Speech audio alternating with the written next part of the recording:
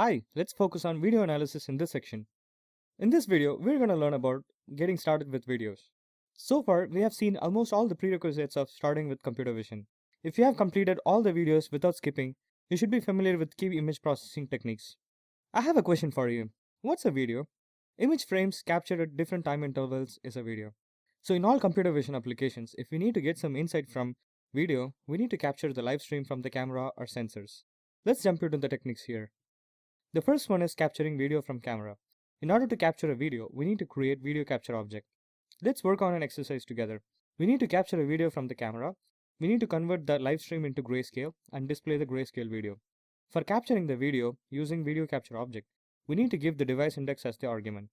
We can give the device index as 0 or -1, which is the first camera connected to the computer. So if you want to add more cameras, you can increase the number as 1, 2, and so on. At the end, don't forget to release the video capture object. It's similar to reading a file and closing it after reading the file. Let's look into the code. Here, cap.dot returns true if the frame is read correctly. Sometimes it throws an error if the video capture object is not initialized, so we can double check it with cap.isOpened using OpenCV's method. So I'm not going to run this code because it's going to open my web camera, but I want you to try it yourself. The second one is playing video from the file. This one is similar to video capturing. Instead of the device index, we need to give the file name of the video. While displaying the frame, using imshow, we need to use the right wait key.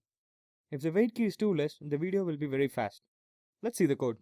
Okay, use and build sample is the video file which I'm using. Let me run the code. So here's the wait key is 100, so the world's fastest man is running very slow. The third one is saving the video file. Initially, for saving images, we used imwrite. But for videos, we need to create a video writer object, and we should specify the output file name as well. Let's see the code.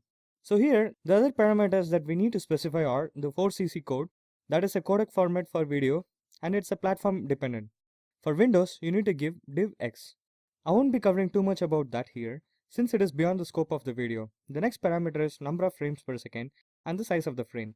So if you run this code, it's gonna open the webcam. Here video writer is object which creates a output.avi file which will be saved in your present working directory. So I'm not gonna run this code again because it's gonna open my webcam, but I want you to try it yourself.